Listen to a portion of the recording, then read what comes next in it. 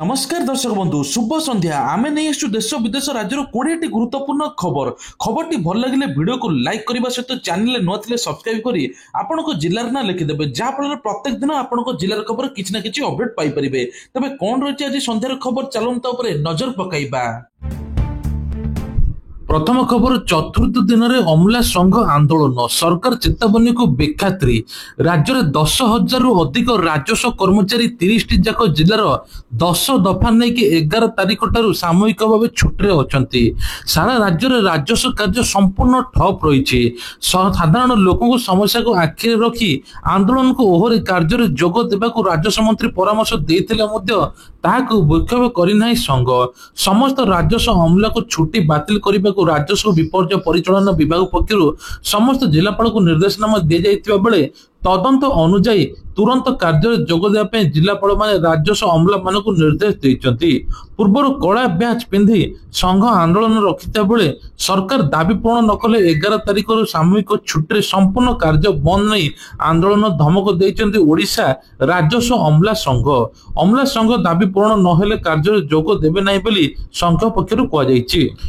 परवर्ती खबर होची एसबीआई यूजर को बड़ झटका एवं ऑनलाइन ट्रांसफर कले देबाक पड़िबो आपन को एतिकी चार्ज तबे देशर सर्वबृहत सरकारी बैंक होची एसबीआई बा स्टेट बैंक ऑफ इंडिया तबे नुआ चार्ज एथर अगस्त 15 2025 रे लागू हे पई जाउची एथर परिवर्तन खास करी खुचरा ग्राहक पई हेबाकू जाउची सेही समय रे परिवर्तन हेबो सेप्टेम्बर 8 कॉर्पोरेट ग्राहक को लागू हेबो तबे एसबीआई रे जदि 40 कोटी ग्राहक को प्रभावित करे बोली आशा करा जाउची जदि आपण माने ऑनलाइन ट्रांजैक्शन करूचंती आपण को देबाकू पड़िबो एतिकी टंका तबे कोइ होची 1000 10,000 टंका ट्रांजैक्शन कोले कोनोसी शुल्क देबा पई पड़िबो नाही देबे 10,000 25,000 टंका कले 4 टंका चार्ज 25,000 1 लाख कले 4 टंका चार्ज और जीएसटी ता सहित 1 लाख 2 लाख ऑनलाइन ट्रांजैक्शन कले 6 टंका ता सहित मध्य कोइ होची 2 लाख रु अधिक कले 12 टंका एवं कहु अधिक मनकर आपण 5 लाख रु अधिक करेंगे 20 टंका एक्स्ट्रा चार्ज देवाई पड़ो एने की बड़ घोषणा करछि एसबीआई।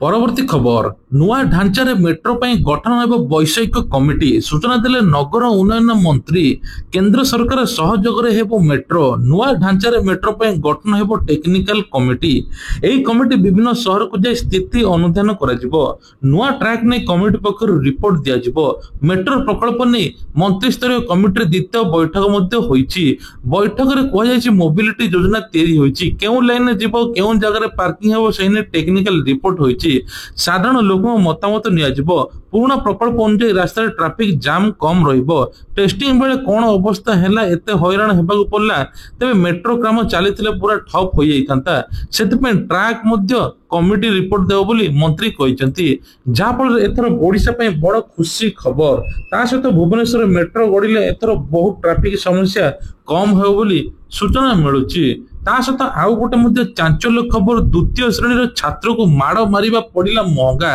निलंबित हेले प्रधान शिक्षयित्री एभली घटना घटी टिटलागढ़ रे कहुछि स्कूल शिक्षयित्री जनक द्वितीय श्रेणी छात्र को लहू लुहाण माड़ मारिथिले जाफल तुरंत मेडिकल से जाइथिला आ एने की तुरंत जिलापाल द्वारस्थ मध्य होइथिले अभिभावक आ एने की तुरंत प्रधान शिक्षक को मध्य निलंबित करा जाइछि।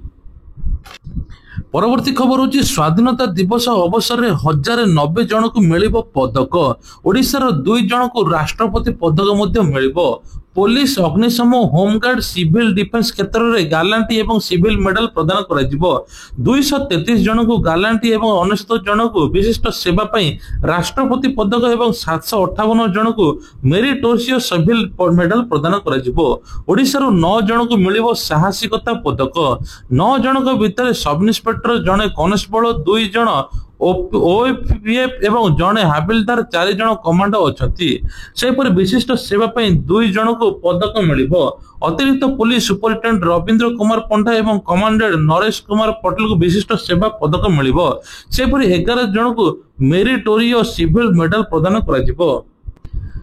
परवर्ती खबर होची विशुट रे छात्री को ओढ़णी मना प्रथम थर पर छात्र छात्री यूनिफॉर्म लागू होईछि 2025-26 वर्ष पर एडमिशन नहीं प्रथम वर्षर छात्र छात्री यह लागू हेबो।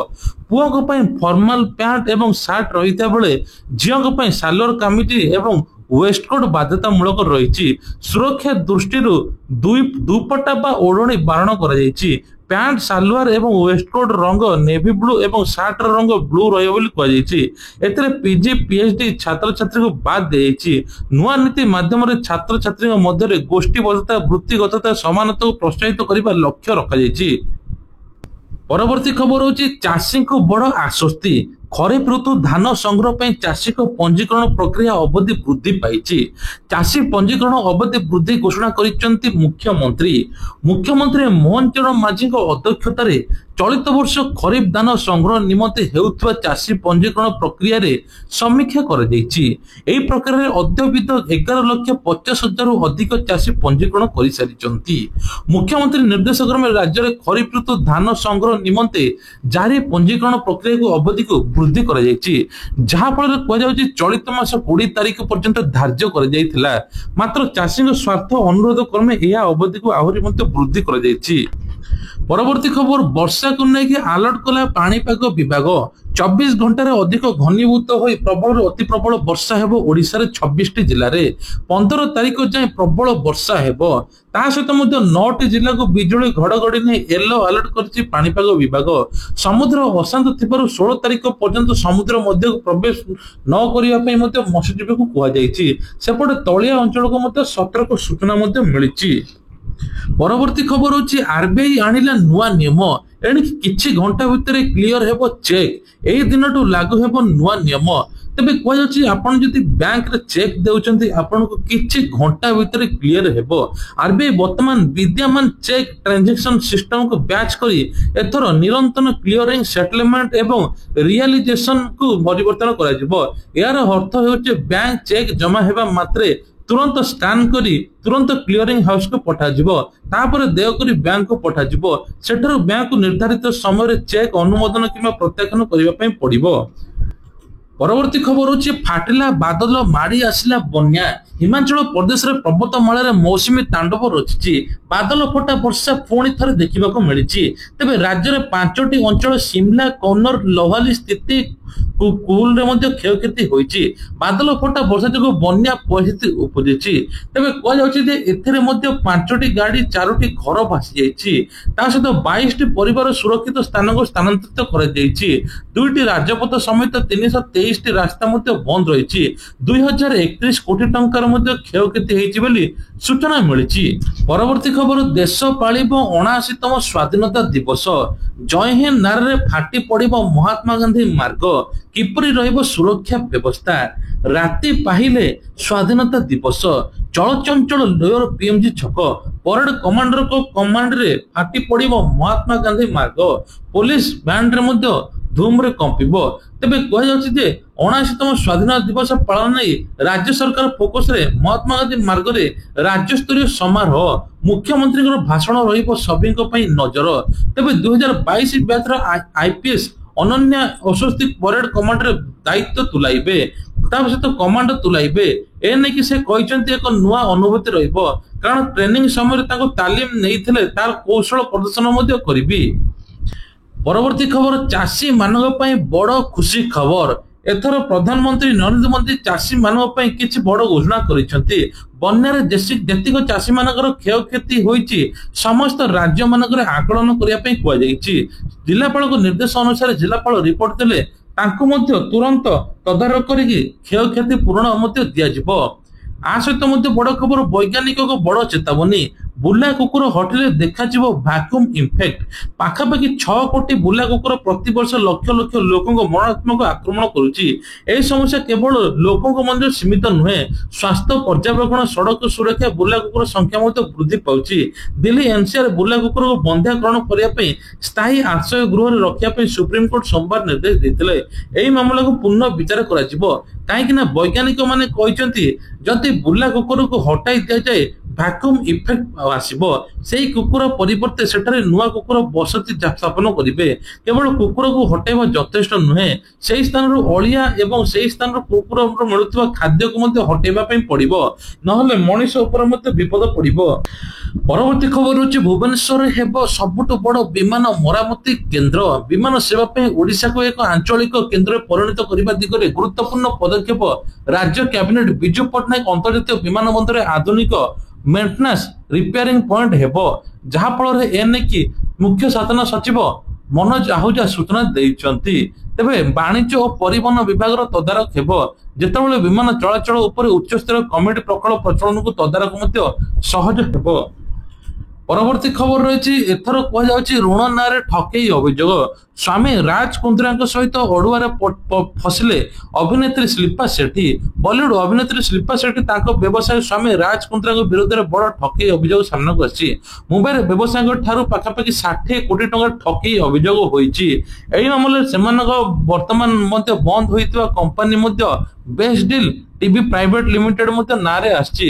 ମୁମ୍ବାଇର ପୋଲିସର ଅର୍ଥନୈତିକ ଅପରାଧ ଶାଖା ଏକ ଶିଳ୍ପା ରାଜ ଏବଂ ତାଙ୍କ ଅଜଣା ବ୍ୟକ୍ତିଙ୍କ ବିରୋଧରେ ମାମଲା ରୁଜୁ ହୋଇଛି। ବ୍ୟବସାୟୀ ଦୀପକ କୋଟରେ ଦାବି କରିଛନ୍ତି ଏହି ରାଶି ବ୍ୟବସାୟ ବୃଦ୍ଧି କରିବା ନାମରେ ନିଆଯାଇଥିଲା, କିନ୍ତୁ ବ୍ୟକ୍ତିଗତ ଖର୍ଚ୍ଚ ପାଇଁ ବ୍ୟବହାର କରାଯାଇଥିଲା। ପୋଲିସ ଅନୁଯାୟୀ ଅଭିଯୋଗ ପ୍ରଥମେ ଜୁହୁ ପୋଲିସ ଷ୍ଟେସନରେ ମଧ୍ୟ ମାମଲା ରୁଜୁ ହୋଇଥିଲା, ଯେଉଁଠାରେ ଠକେଇ ଜାଲିଆତି ମଧ୍ୟ କରିଥିଲେ। ଏନେକି ମଧ୍ୟ ଶିଳ୍ପା ଫସିବେ ବୋଲି କୁହାଯାଉଛି। ପରବର୍ତ୍ତୀ ଖବର ହେଉଛି ଆଜି ଶ୍ରାବଣ ମାସର କୃଷ୍ଣ ସପ୍ତମୀ। ଏହି ଅବସରରେ ଶ୍ରୀମନ୍ଦିର ଶ୍ରୀଜୀଉଙ୍କ ବନକ ଲାଗି ନୀତିରୀତି ଅନୁଷ୍ଠିତ ହେବ। ଏହି ସମୟରେ ସାଧାରଣତଃ 4 ଘଣ୍ଟା ଦର୍ଶନ ବନ୍ଦ ରହିବ। ଆପଣ ଯଦି ପୁରୀ ଯାଉଛନ୍ତି ଆପଣ ମାନେ ଜାଣି ରଖନ୍ତୁ। ତେବେ କୁହାଯାଉଛି ଯେ ସନ୍ଧ୍ୟା 6:30ରୁ ରାତି 11ଟା ଯାଏ ବନକ ଲାଗି ନୀତି ସମ୍ପାଦନ ହେବ। ତେବେ କୁହାଯାଉଛି କିଛି ଶ୍ରଦ୍ଧାଳୁଙ୍କୁ ମଧ୍ୟ ସାଧାରଣ ଶ୍ରଦ୍ଧାଳୁଙ୍କୁ ଦର୍ଶନ ମଧ୍ୟ ବନ୍ଦ ରହିବ। ଅନ୍ୟ ପ୍ରମୁଖ ଦେବାଦେବୀଙ୍କୁ ମଧ୍ୟ ଦର୍ଶନ କରିପାରିବେ। ପରବର୍ତ୍ତୀ ଖବର ହେଉଛି ପିଏମ ସୂର୍ଯ୍ୟ ଘର ଯୋଜନା। ଏନେକି ଉପମୁଖ୍ୟମନ୍ତ୍ରୀ କେବି ସିଂ ଦେଓ ପ୍ରତିକ୍ରିୟା ରଖିଛନ୍ତି। ପିଏମ ସୂର୍ଯ୍ୟ ଘର ଆହୁରି ଅଧିକ ସଚେତନତା କରିବାର ଅଛି। ବିଲ୍ କନେକ୍ସନ କରୁଥିବା କର୍ମଚାରୀଙ୍କ ଦ୍ୱାରା ସଚେତନତା କରାଯିବ। ଅନଲାଇନ ଜରିଆରେ ଯେଉଁମାନେ ପିଏମ ସୂର୍ଯ୍ୟ ଘର ଯୋଜନା ଆବେଦନ କରିଛନ୍ତି ସେମାନଙ୍କୁ ବିତରଣ କମ୍ପାନୀ ମାନେ ଯୋଗାଯୋଗ କରି କାର୍ଯ୍ୟକୁ ତ୍ୱରାନ୍ୱିତ କରିବା ପାଇଁ ନିର୍ଦ୍ଦେଶ ଦେଇଛନ୍ତି। ଆହୁରି ମଧ୍ୟ କହିଛନ୍ତି ପିଏମ ସୂର୍ଯ୍ୟ ଘର ଯୋଜନାରେ ଓଡ଼ିଶାରେ ପ୍ରୋଗ୍ରେସ ସ୍ଲୋ ଅଛି, ସେଥିପାଇଁ ନିଷ୍ପତ୍ତି ନିଆଯାଇଛି। ଏଣିକି ପ୍ରତି ମାସରେ ଏହାର ରିଭ୍ୟୁ କରାଯିବ। ଯୋଜନାର ଅଗ୍ରଗତିକୁ ନେଇ ବିତରଣ କମ୍ପାନୀ ସହିତ ବୈଠକ ହେବ, କାରଣ କେନ୍ଦ୍ର ସରକାର ପକ୍ଷରୁ ସିଏମ ସୂର୍ଯ୍ୟ ଘର ଯୋଜନାରେ 3 ଲକ୍ଷ ଟାର୍ଗେଟ ଦିଆଯାଇଥିଲା, କିନ୍ତୁ ଓଡ଼ିଶା ଧିମେଇ ଚାଲିଛି। ବର୍ତ୍ତମାନ ମାତ୍ର 20,000 ସଂଯୋଗ ମଧ୍ୟ ମିଳିଛି। ତା ସହିତ ଆଜିର ଗୋଟେ ବଢିଆ ପ୍ରଶ୍ନଟେ ଅଛି, ଓଡ଼ିଶାର କେଉଁ ଜିଲ୍ଲାର ସବୁଠାରୁ ଅଧିକ ଲୋକ ବାସ କରନ୍ତି? ଏ ହେଲା ଗଞ୍ଜାମ, ବି ହେଲା କଳାହାଣ୍ଡି, ସି ହେଲା ମୟୂରଭଞ୍ଜ, ଡି ହେଲା କନ୍ଧମାଳ। ଏଇ 4ଟି ଭିତରୁ ଆପଣ ଯୋଉଟା ସଠିକ ଆନ୍ସର ନିଶ୍ଚିତ ଲେଖନ୍ତୁ, ଯାହାଫଳରେ ଆଗାମୀ ଦିନରେ ବା ନେକ୍ସଟ ଦିନ ଆପଣଙ୍କ ନାଁ ମଧ୍ୟ ଘୋଷଣା କରାଯିବ। ପ୍ରଥମେ ଚ୍ୟାନେଲକୁ ସବସ୍କ୍ରାଇବ କରିବେ, ତା ସହିତ ଆପଣଙ୍କୁ କମେଣ୍ଟ ଦେବେ। ଜୟ ଜଗନ୍ନାଥ।